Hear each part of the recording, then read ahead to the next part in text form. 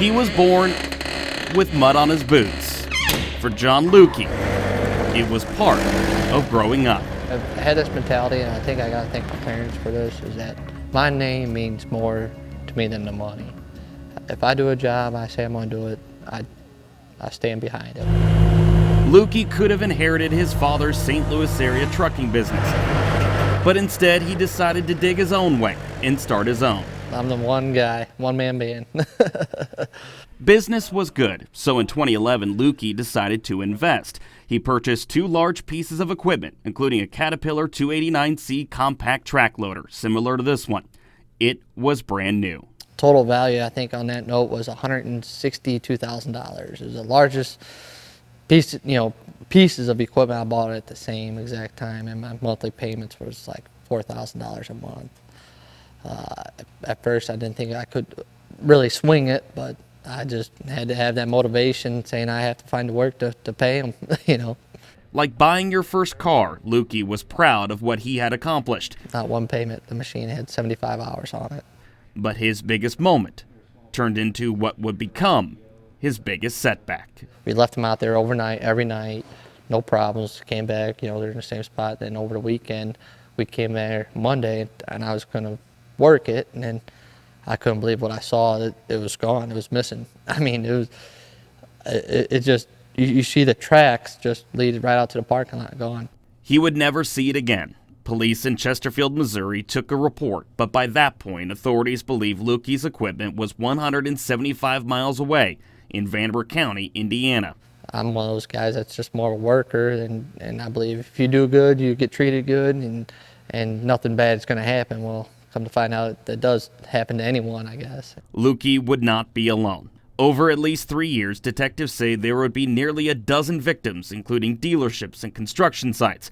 The theft ring, allegedly masterminded by Thomas and Andrew Elpers, spanned 4 states. They probably sold them to people at a very discounted price, where the people may or may not have thought something was up with it.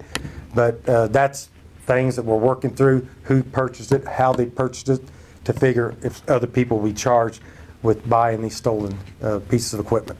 Some of that stolen equipment was apparently found in Morganfield, Kentucky. On New Year's Eve, detectives arrived with 2 flatbed trucks in tow. The equipment they seized that day was recently purchased by the Union County Fiscal Court and Judge Executive Jody Jenkins. What we would consider a reputable, company or group. But records show it was neither a company nor a group. It was one man, Jason Habermel, who did business as Habermel Equipment. The Kentucky and Indiana Secretaries of State and the Vanderbilt County Recorder's Office say there is no documentation that shows Habermel Equipment ever existed, but Union County government officials did business with him anyway. According to documents obtained by Eyewitness News, the county purchased 6 pieces of equipment from Habermel over a 6-month stretch in 2014, spending close to $100,000. In early April, records state Union County purchased a 2012 Case 50XB tractor.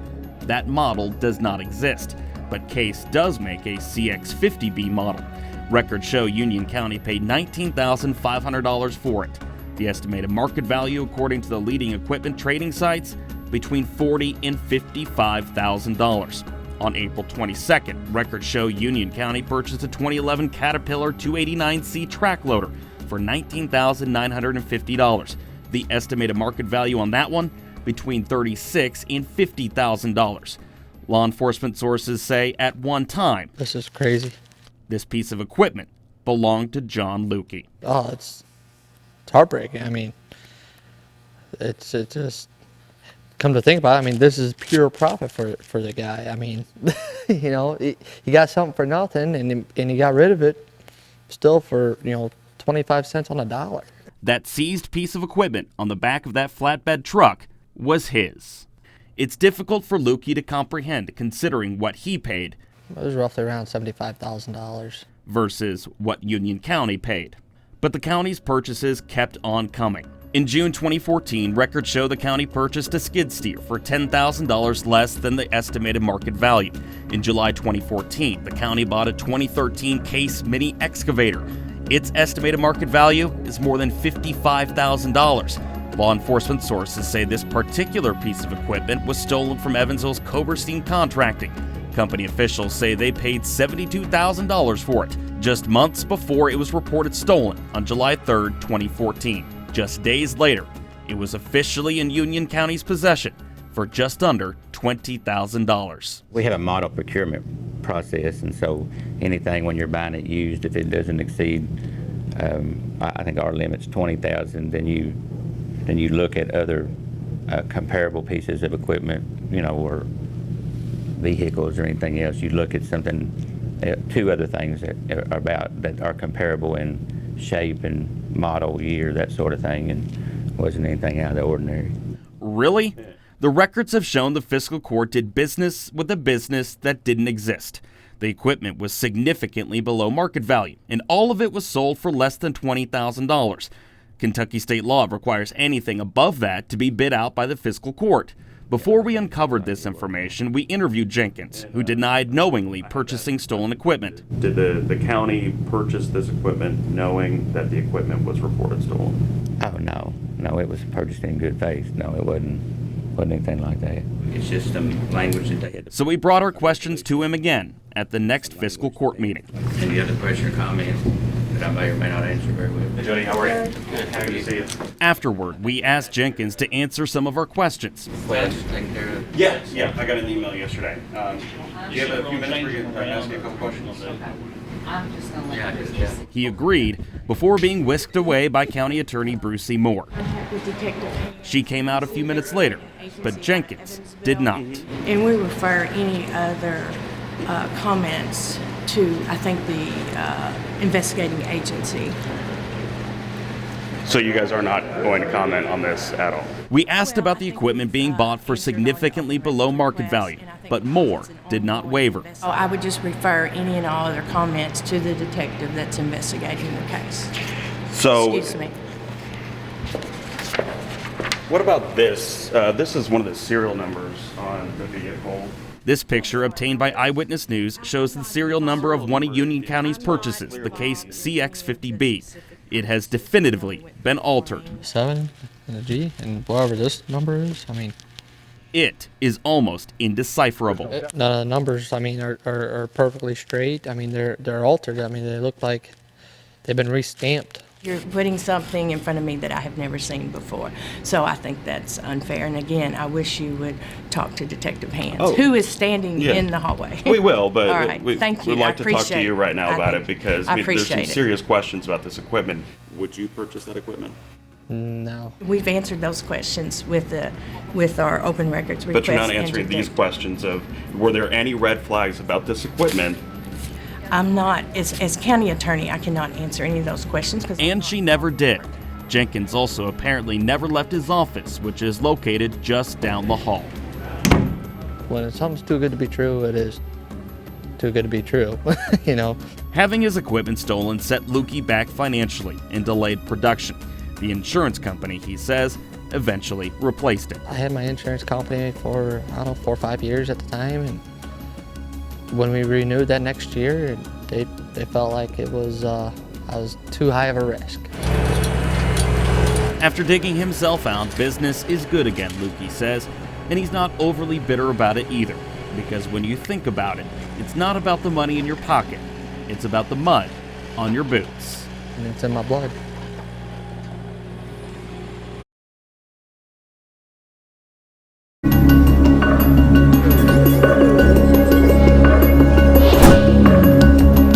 Out on bail, Thomas Elpers trekked through the Vanderbilt County Courts building facing local charges of burglary and theft, but it would just be the beginning. A federal grand jury indicted him on charges of transporting stolen vehicles across state lines. His son Andrew faces 32 counts of the same charge, in addition to money laundering. Investigators say the father-son duo operated with impunity for years, stealing and selling high-priced pieces of equipment from construction sites, dealerships, and private properties. Their alleged criminal enterprise spanned 4 states. Records show on December 29, 2014, the FBI raided his home on Owensville Road in northern Vanderbilt County, seizing 48 pieces of equipment.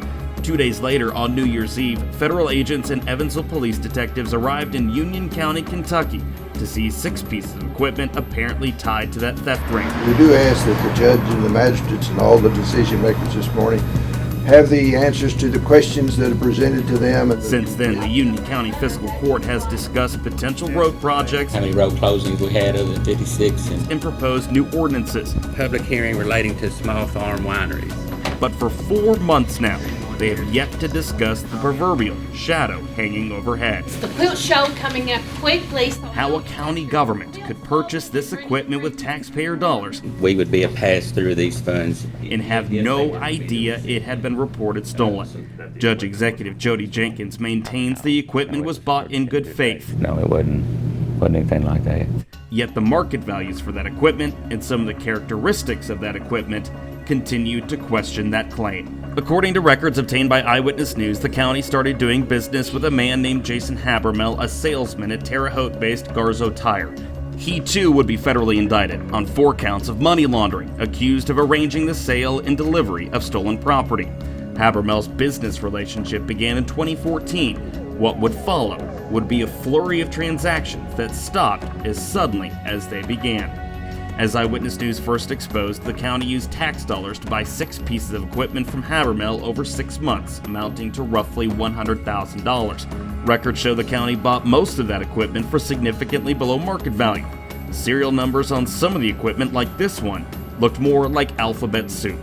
According to purchasing records, not a single bill of sale came with a county employee's signature on it, nor were they done in presence of a witness. Furthermore, according to those records, Habermel cashed, not deposited, most of the checks written to him by the county. Most of those transactions happened on the same day the checks were written. According to the federal indictment, Habermel cashed each check and then disbursed the money to Andrew Elpers and other people known to the grand jury. At this point, it's unclear who those other people were. Records show all but one piece of equipment was purchased through the county's road fund, and each one should have been inspected by county mechanic Von Berklow. Checking to see if Mr. Berklow was in. On our previous 2 visits, he was unavailable, Said he had one hung up and he had to go. but on the 3rd visit, out he came. How you doing, Vaughn? hello. Jordan Vandenberg from Eyewitness News. Good to see you. He agreed to answer our questions, but not at first. And this is one of the serial numbers off of it, and the county has maintained for the longest time that it didn't know the equipment was stolen, even though it was significantly recording below. this? Yes, sir. Okay. All right. Well, I'll tell you what. I'm not going to talk to you about this. I'm not going to make a comment. I have talked to the FBI and the Evansville Police Department and cooperated with them. And anything that I say to the media, a lot of times, it could get distorted. And they still got their investigation going. And I have no comment. I can assure you that your side of the story will be well represented. Yes, sir. And I just simply want to ask the question, I mean, did you know that this equipment was stolen No, sir. when it came through your shop? No, sir. You did not? No. So this serial number doesn't raise a red flag to you? No, not well. I mean, yes, but that there does look altered. But no, I had no reason to even look at the serial numbers. But if you're ordering parts and attachments and, trimmer attachments and things like have that, to. you would need the serial number for it. Correct.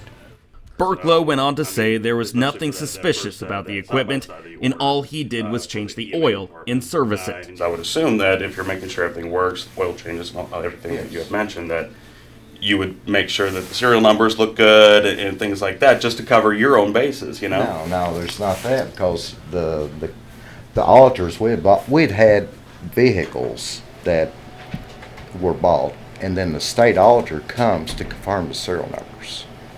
The serial numbers is not a concern of mine until I go to order parts.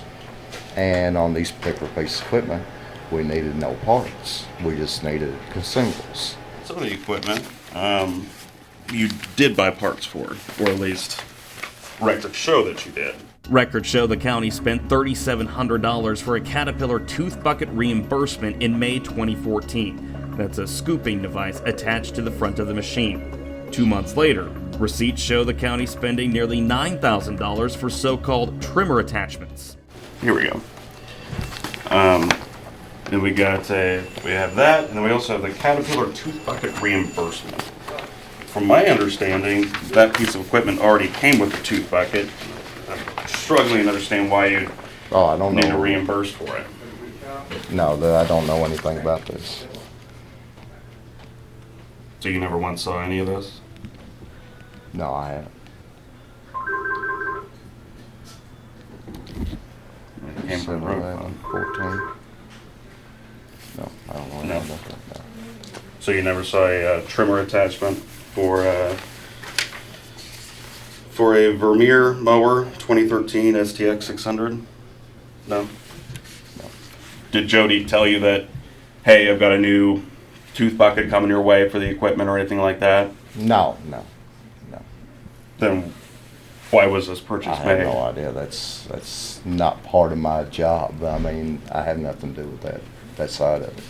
Before this equipment and all of its red flags started rolling into Union County, tires So did. again, you had- Records show the county started buying tires from Habermel within days of buying equipment from him. Law enforcement sources say there are purchases which appear to be legitimate, and then there are those that don't.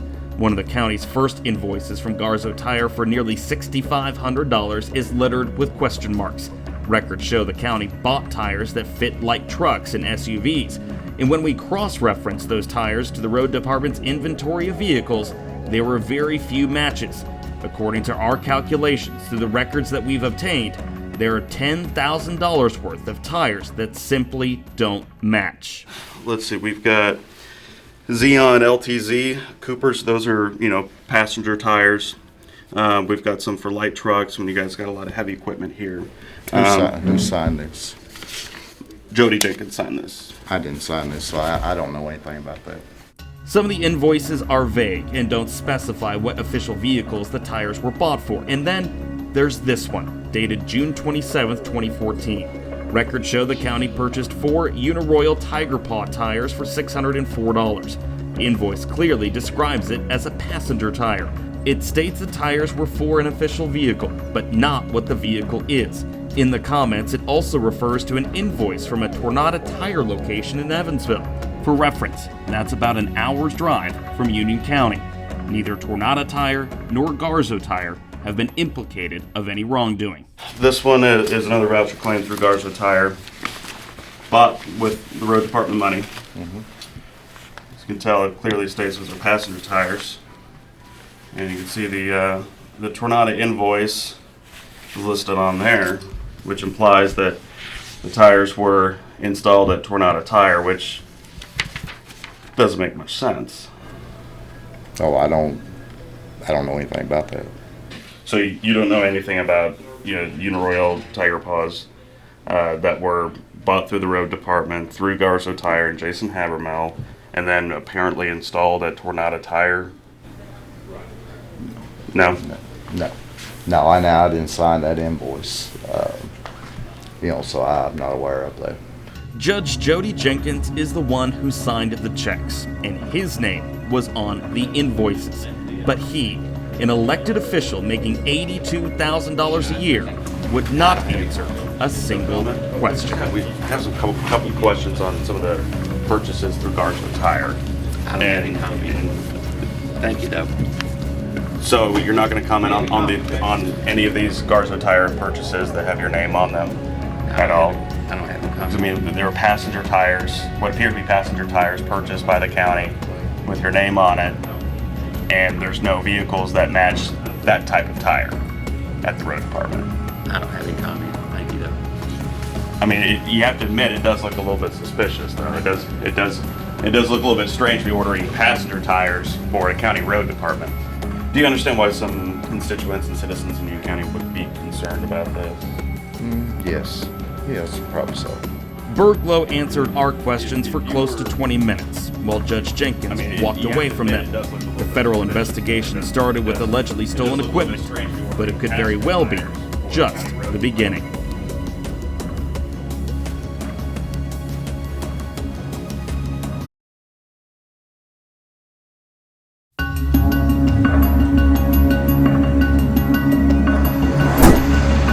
There are machines that dig, machines that clear, and machines that level. At the Union County Road Department, every piece of equipment has a purpose and a task. But yet, for 6 months in 2013, sources say the county rented 2 pieces of equipment that were used for something else. According to records obtained by Eyewitness News, the Union County Fiscal Court and Judge Executive Jody Jenkins approved the rental of a Komatsu PC200LC from a Brandeis location in Evansville. The full-size excavator, like this one, is typically used for the digging of trenches, landscaping, and other heavy construction work. According to the invoice, the rental began May 3, 2013 and continued through early June. In total, the rental cost the taxpayers more than $10,000 out of the county's road fund. Several Union County sources find this rental questionable because the road department already has 3 similar pieces of equipment that serve the same purpose. That equipment was also operational and available. Purchasing records for this rental are completely vague. The records do not specify what the equipment was used for, where the equipment was used, or who was using it. It simply states equipment rental. According to the invoices, Jody Jenkins is listed under the ship to column, and the job site is listed as Union County.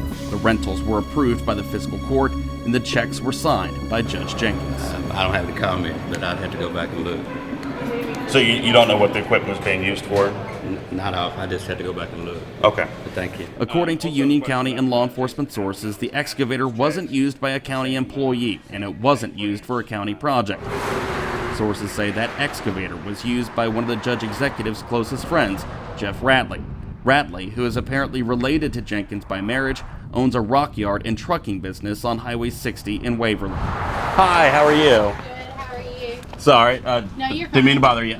Is Jeff around? No, he's not. He He's just not. went out on a haul. Okay, if you wouldn't mind taking down my name and number, and maybe you can give me a call. I'll have him call you. That call never came. Union County and law enforcement sources say Ratley used the excavator at his business for a period of time before using it to clear his private property on the outskirts of Morganfield.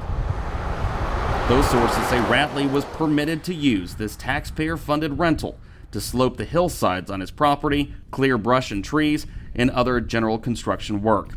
While getting video for this story, Ratley's wife came out and asked what was going on. Turns out Ratley was curious too. Hello? Yeah. I don't know. I just walked outside. They're out here. I don't know. He wants to talk to you. You want to talk? I'll put him on. He's standing right here beside me. All right. Okay. All right. All right. He's driving right now. He can't. 2 months after renting the excavator, the Union County Fiscal Court rented another piece of equipment, a Bobcat T650 compact track loader. Records show this rental started on August 23, 2013. The rental would be continuously renewed until November 14th. That's nearly 3 months. The rental cost the county $10,689.50. According to the voucher claims, the Bobcat rental was for the Higginson Henry project. Higginson Henry is a state-owned, state-operated fish and wildlife area near Morganfield. Union County sources say this equipment was used to clear the horse trails at Higginson Henry. The purchase order tied to these transactions wasn't signed by Judge Executive Jody Jenkins or any member of the road department or any other county employee. Records show it was signed by Steve Eccles, a private citizen who owns E&E Services in Corden. Eccles is one of Jenkins's closest friends. As Eyewitness News has previously reported, Eccles has repeatedly received preferential treatment in terms of being awarded county contracts. All in favor, signify by saying aye. Opposed? None of those contracts or jobs were bid out by the fiscal court because they were for values under $20,000. According to Union County sources, Eccles used this Bobcat rental at Higginson Henry for a week. However, records show the Bobcat was rented for 3 months. While it's unclear what it was being used for in the remainder of that rental period, Union County sources say it was never used by a county employee, nor was it used for a county project. Additional records raise additional questions about this so-called Higginson Henry project. Through Kentucky's open records laws, Eyewitness News requested any and all records related to the construction, installation, and maintenance of horse trails at Higginson Henry from 2007 to 2015. The request turned up one result, a 2009 draft agreement between the Department of Fish and Wildlife and Union County. However, it appears that agreement was never signed by Judge Jenkins. The records custodian said, quote, "The department has searched its files and was not provided a signed copy of the agreement after it was sent to the judge executive's office. Therefore, we are not sure if the agreement was ever fully executed," End quote. So why was this taxpayer-funded equipment used by a private citizen? Why was it apparently used on state property for a project lacking an agreement between the county and state? When asked the first time, Judge Jenkins said he couldn't comment. I don't have any comment, but I'd have to go back and look. So you don't know what the equipment was being used for? Not off. I just had to go back and look. Okay. But thank you. Hey, Jody, how are you? When asked the second time, Got questions on some this Brandeis stuff. Judge Jenkins chose not to comment. Said he didn't know. Obviously, this was from 2013, so you had a couple weeks to look things over. Okay. And we'll be outside. Jenkins went into a closed-door meeting. 10 minutes passed, then 20, then 30. 37 minutes later, he re-emerged. Chris, I'll be down. I'm going down to her office and make that right back. Hey, Jody. I'm going to finish up with her. Okay, we can just talk to you while we walk. I'm going to go down to her office. First, we'll go to the restroom. I've got some questions about the Brandeis stuff that I asked you about after the last meeting. It's just two basic questions. I understand why you're walking away. I mean, it's just want to know what this equipment was used for, because there's nothing on this documentation that shows or says what this equipment was used for. You do realize that walking away from a basic question does not look good. I'm going to the restroom. Instead of answering our questions, Jenkins, an elected official, chose to run from them. Here, I asked to answer a couple questions on this Brandeis rentals, about $20,000. The last few months, 2013, asked you about it at the last meeting, asked you about it after this meeting. Basic question. Why would you rent equipment when you have three of the same type of pieces of equipment?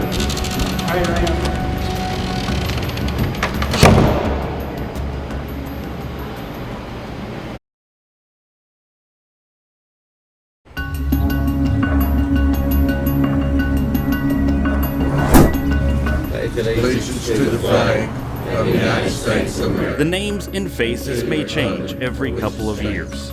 One nation, under God. But every meeting of the Union County Fiscal Court begins the same way. Is there a motion to approve the minutes?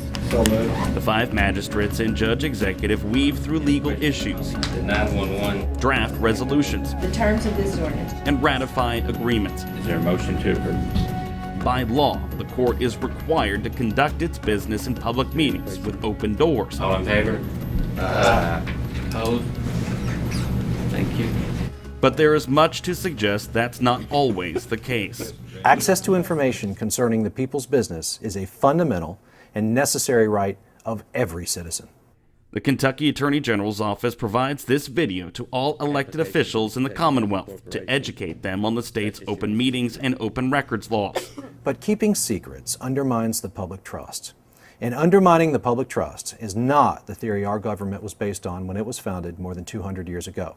Who decides when it's able or done? The video covers what constitutes an open meeting and what constitutes a closed meeting, also known as an executive session. According to the law, fiscal court meetings have to remain public, but there is a small list of exceptions. I wasn't even aware of it. A public agency can only go into executive session to discuss matters like collective bargaining, pending litigation, or employee discipline. A public agency may go into executive session only after a motion citing the specific reason for the session is made, seconded, and passed. The law recognizes 14 subjects that may be discussed without the public or media present. In other words, public agencies cannot go into executive session very often. Research done by Eyewitness News suggests that's not the case in Union County. Eyewitness News combed through the minutes of fiscal court meetings available on the county's website from July 2011 to the present. On the county's website, the fiscal court has minutes from 107 meetings in the last 4.5 years. In those meetings, the fiscal court has entered into 51 closed-door executive sessions. Nearly 50% of the time, the Union County Fiscal Court turns part of a public meeting into a non-public meeting. From July 2011 through the end of the year, the Fiscal Court had 5 executive sessions out of the 12 total meetings. In the year 2012, the Fiscal Court met 25 times and had 11 closed-door sessions. In 2013, they had 14 executive sessions out of the 22 meetings. Out of the 27 meetings in 2014, there were 14 executive sessions. Ever since Eyewitness News broke the stolen equipment scandal, we have attended nearly every single fiscal court meeting. So a motion going to executive session for litigation. I'm making a motion, we go into executive session to discuss purchase of property and also personnel. 7 times the old wooden doors were pulled shut for executive sessions, but there were occasions where the court seemingly had no idea how to properly go into a closed-door session. Judge, I would request if we could go into executive session to discuss potential litigation. It won't take long. Okay. Can we do some personnel also? Personnel, Yeah. Do we have to state what statute part of it? Except for what part for personnel? Just personnel. I don't think we have to. I don't think we can just talk about personnel in general. It has to be something. It has to be a specific reason. Yes. Specific reason. The application said they'd gone over. After Eyewitness News raised issue with how the fiscal court was entering into executive sessions, Come into open session. the fiscal court began to do it properly. Do we have executive session? Yeah. I'd like for a motion to go into executive session citing 61.810 exceptions to open meetings for the Section 1, subsection F, discussions or hearings which might lead to the appointment, discipline, or dismissal of an individual county employee. Whether it's a city, county, state, or federal government, there are a series of checks and balances. It's part of a democracy. All opposed? But further analysis shows the Union County Fiscal Court overwhelmingly passes things unanimously. District 1, Yes. District 2, Yes. District 3, Yes. District 4, Yes. District 5, Yes. Judge Executive Jody Jenkins. Yes. According to the meeting minutes, since July 11, 2011, the magistrates and judge executive have not voted unanimously 4 times. 4 nay votes in 4.5 years. One of them happened on October 13th of this year. Magistrate Clements, Yes. Magistrate Voss, No. Another happened on November 10th. All in favor, signify by saying aye. Aye. Opposed? No. 4 nay votes since the summer of 2011. For the Union County Fiscal Court, the names and faces may change every couple of years, but our analysis shows nearly half the time the doors to an open meeting will close.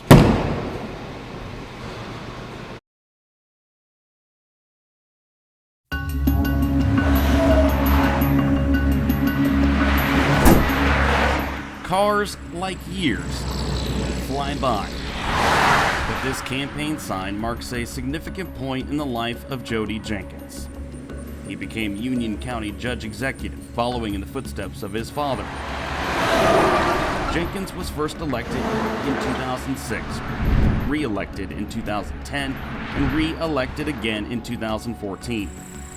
The sign from yesteryear, while faded and tattered and incomplete, still rings true, because what we do today impacts tomorrow. When they're not meeting beyond the old wooden courthouse doors, Union County's 5 magistrates and judge executive frequently travel to state conferences, like any other fiscal court in the Commonwealth. But records obtained by Eyewitness News suggest that, unlike most fiscal courts in western Kentucky, Anything else? Union County's judge and magistrates typically travel more and spend more. For comparison purposes, Eyewitness News submitted open records requests for travel expenses incurred by the magistrates and judge executives from Henderson, Davis, Hopkins, Webster, and Muhlenberg counties. In terms of total population, Union County has the second fewest residents of the group. When it comes to the criteria for what's considered a travel expense, not every county is the same. To narrow the scope, we limited the comparison to expenses related to hotel stays and meals. In 2013, our analysis shows that Union County Judge Executive Jody Jenkins racked up nearly $6,200 in documented hotel and meal expenses. That was more than the judge executives in Henderson, Webster, Hopkins, and Davis counties. Records show only Muhlenberg County Judge Executive Rick Newman spent more, $6,900. But that would not be the same in 2014. Records show Union County Judge Executive Jody Jenkins spent nearly $6,700 on hotel and meal expenses, compared to Judge Newman's expenses, which were just short of $4,500. As for Union County's 5 magistrates, records show in 2013 they spent more on hotels and meals than every county except Hopkins County, which has 2 more magistrates than Union County. History would repeat itself in 2014, as Union County's magistrates again outpaced every county except for Hopkins, which again has more magistrates. It's going to bind the fiscal court. While some of the travel expenses appear to be for legitimate county business, other expenses appear more suspect. For example, records show the county racked up $270 in late fees, over limit fees, and interest on the county credit card. Expense records also show Jenkins spent $168 in public money on valet parking for himself. Meanwhile, the magistrates who were attending the same conference as Judge Jenkins did not. Additionally, records show on July 11, 2013, Judge Jenkins used the county credit card to pay for dinner at the Joe's Crab Shack location in Louisville. According to the receipt, the taxpayers picked up the tab for 2 drinks, an appetizer, and 2 orders of snow crab.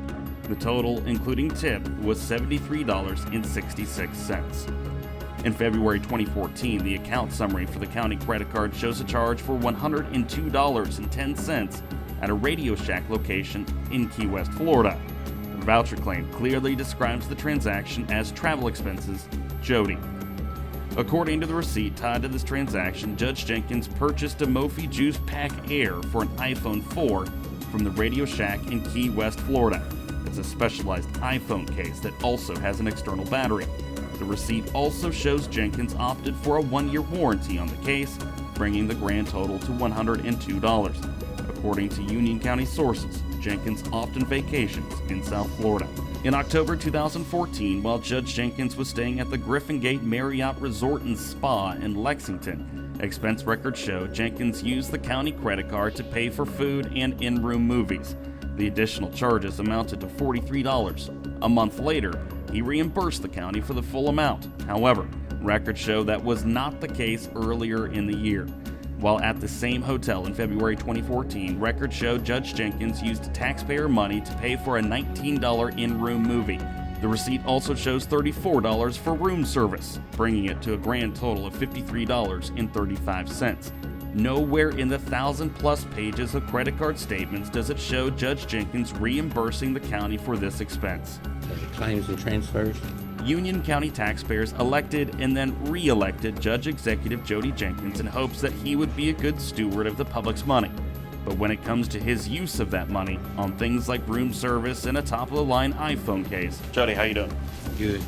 We talked to you about some of your travel expenses. Jenkins elected not to answer any questions. $73 charge at Joe's Crab Shack.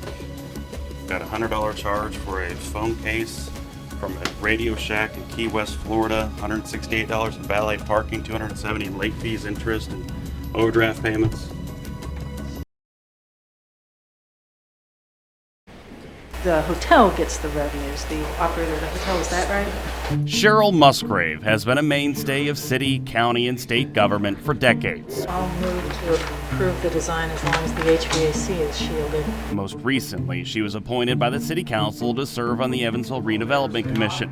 At Tuesday's meeting, the former county assessor offered a critical view of the city's efforts in redevelopment areas. It is disturbing that all of our efforts to redevelop have not returned increases in assessed valuation in these areas. Now, there are lots of factors to that, but it is disturbing.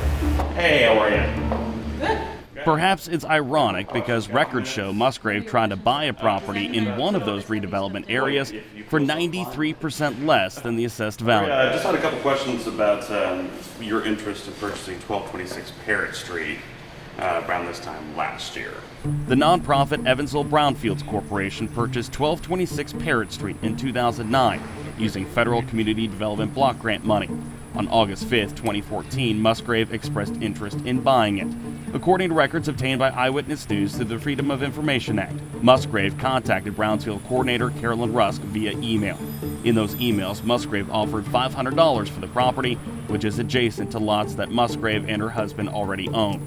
In her reply, Rusk told Musgrave that she must pay the market rate, in this case the $7,300 assessed value, because she is not income eligible. Only low-income applicants can purchase the property for below market rate, according to federal guidelines set forth by HUD, or the Department of Housing and Urban Development. The following day, Rusk documented the email exchange in an internal memo to Kelly Coors, the director of the Department of Metropolitan Development. She also detailed a voicemail that Musgrave left her, in which Musgrave apparently stated that Rusk could get the assessment lowered so Musgrave's $500 offer would be market rate, and Musgrave could show her how to do that. Rusk described it as disconcerting, considering how DMD has always been a stickler for following HUD guidelines. DMD is holding this property. It has assessments on it that are inaccurate, and I was offering to assist them to get the assessment to a correct place. Even after an additional review, the county assessor's office maintains the property's assessed value is correct. In fact, the assessed value has remained consistent since 2012. And you're making it look like a crime to try to buy Brownsfield's property. Well, there are certainly right ways and wrong ways to buy property. You make an offer. They didn't accept my offer. I moved on. No, you didn't exactly move on because you kept trying to buy the property for another year. In a February 2015 memo, Rusk noted that James Fisher, who lives near the Musgraves in 1226 Parrott Street, put an offer on the property. Unlike the Musgraves, Fisher was income eligible, meaning that he could buy it for less than the $7,300 market rate. In the memo, Rusk notes that there was a code enforcement lien on the property. Rusk also alleges that Musgraves suddenly began to push code enforcement to release that lien because it was holding up closing. She posed the question of whether Fisher was a front for the Musgraves and why Musgrave would be concerned that the lien was holding up closing. I don't know anything about that. What she wonders in her memo, I'm not responsible for. I mean, she could have wondered about any number of things. I don't know what she's talking about. Fisher told us a different story off camera, saying Musgrave took it upon herself to inquire about the lien. However, he denied being a front for the Musgraves. Records show Musgrave also contacted Brownsfield board members about the property, Luke Yeager in August 2014 and then Brad Ellsworth in March 2015. Ellsworth noted in an email to Carolyn Rusk that Musgrave stated certain contract language related to the 5-year affordability period wasn't standard. As part of that affordability period, the Department of Housing and Urban Development requires the purchaser of properties like 1226 Parrott to own the property for 5 years. If the purchaser chooses to sell it to someone who isn't low to moderate income, the new owner must pay the market rate or assessed value instead of a discounted rate. Rusk replied to Ellsworth's email, stating that this contract language was consistent for all prospective purchasers of these properties. And then, the paper trail around 1226 Parrott Street suddenly stopped. Musgrave, nor James Fisher, ever acquired the property. There is nothing here except an attempt by a private individual to buy a piece of government property that was soundly rebuffed by the government. They were asking more money than it's worth, and I wasn't going to pay. Well, then why did you contact Luke Yeager and Brad Ellsworth, I'll have to see the memos. including Ellsworth a year after? Were you trying to use your power and influence to acquire this property at a rate that the average citizen would not? I don't have any power or influence, so no, I'm not.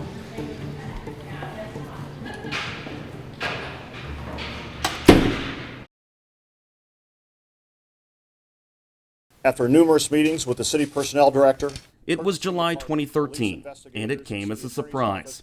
There is no question that a complete overhaul in leadership at EMA needed to occur. How you doing, Sherman? Not too good. Longtime Vanderbilt County EMA Director Sherman Greer resigned after an internal review found that he mismanaged employee overtime. A week later, his second-in-command, Adam Gruppe, was terminated. Evansville Police Captain Andy Chandler and Fire Battalion Chief Cliff Weaver were named interim EMA directors. Not long after that, they were notified by other county EMA directors about some issues with a state grant for an amateur radio network. The $350,000 grant started in 2007. It ended in 2010. However, we discovered that a great deal of this equipment had never been installed or in some of the locales it had been installed but was never tested nor operational. In fact, at one of the locations, power had not even been hooked up. The amateur radio network was intended to connect the region and the National Weather Service together.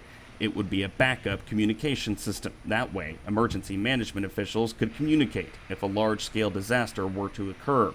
But the network was incomplete at best, according to Captain Chandler. This was a pretty troubling discovery, and as we dug further into it, we found more and more instances of this. The issues, Captain Chandler says, trace back to one company and one person. Sherman Greer, and he was the EMA director, the local director. However, he was also elected to be the District 10 fiscal agent. District 10 is comprised of EMA offices spread across southwestern Indiana, and as the fiscal agent of District 10, it was Greer who had the responsibility to ensure the grant and the project were both completed properly. It was upsetting to me to discover some of these things because I felt very highly. I had a high deal of respect, a high amount of respect for Sherman. Chandler and Weaver began an investigation in August 2013. In Chandler's report, he stated all the sites had the radio equipment installed. However, he reported discovering that some had old antennas in transmission cable, but the vendor, J&S Communications of Evansville, had invoices that showed new items were installed. Chandler also reported $30,000 worth of equipment had not been delivered to a site in DuBois County. What happened to that money? Chandler says District 10 EMA leaders held multiple meetings with the owner of J&S Communications, James Utley. Chandler says Utley made some progress on the project, but there were excuses. When I spoke directly to him, that I felt that what had occurred, there was probable cause for criminal charges. Chandler says he forwarded the case file to state and local prosecutors, but they declined to prosecute because the contract was open-ended, meaning there was not a deadline for the project to be done, a fundamental element in typical contracts. Greer has unequivocally denied the allegations. Am I being recorded? Yeah, we got a camera over there on public property. I'm assuming you have a wireless pack on you then? Yes, I do. As did Mr. Utley. Do you feel like you held up your end of the bargain? And more, yes sir. And more because I did all the extra work.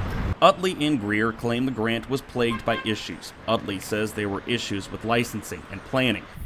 Greer says there were issues in getting the correct frequencies to get the system to work properly. By the time it was, the grant had closed. These issues, Utley says, caused him to incur up to $30,000 in unpaid expenses.